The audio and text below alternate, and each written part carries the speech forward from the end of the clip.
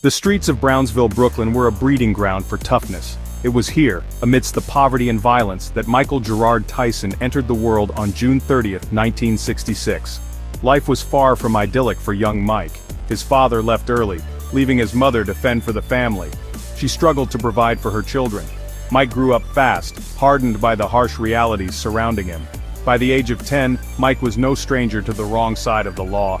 Petty theft and street fights were commonplace. He was arrested numerous times before his 13th birthday. The system labeled him a delinquent, another lost child swallowed by the streets. But beneath the tough exterior, a flicker of something else burned. Mike had a fighter's spirit, raw and untamed. He landed himself in Tryon School for Boys, a reform school in upstate New York. It was here that fate intervened. A counselor at the school, Bobby Stewart, recognized Mike's raw talent in the boxing ring. He had seen glimpses of it in the brawls Mike found himself in. Stewart introduced the troubled teenager to someone who would change his life forever. Constantine D'Amato, a legendary boxing trainer. D'Amato saw something special in the troubled youth. He saw not just a fighter but a champion. Little did anyone know the seeds of greatness were being sown in the most unlikely of places. The journey of Iron Mike Tyson was about to begin. D'Amato became more than just a trainer to Mike Tyson. He became his legal guardian, his mentor, his father figure. Cus saw the potential in Mike, the raw power combined with surprising speed and agility. He instilled in him a strict training regimen and a unique boxing philosophy, peekaboo he called it, a style that emphasized head movement, bobbing, weaving, and explosive attacks.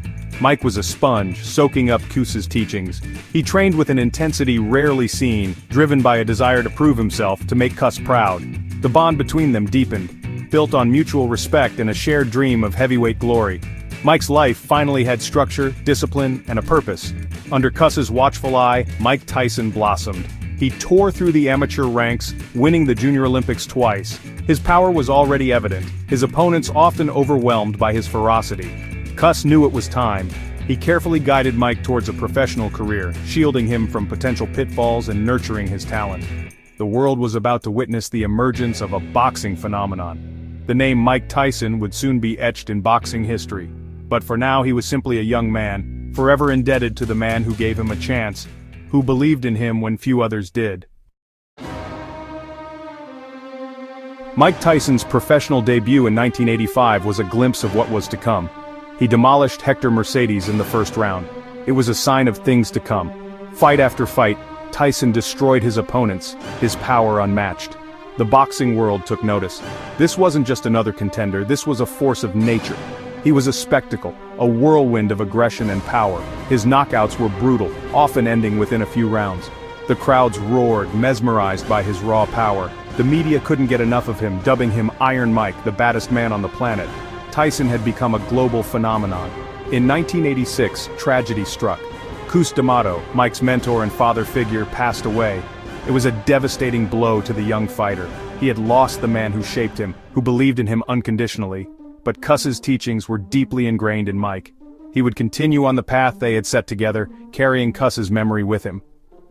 On November 22, 1986, at the age of 20, Mike Tyson knocked out Trevor Berbick in the second round to become the youngest heavyweight champion in history.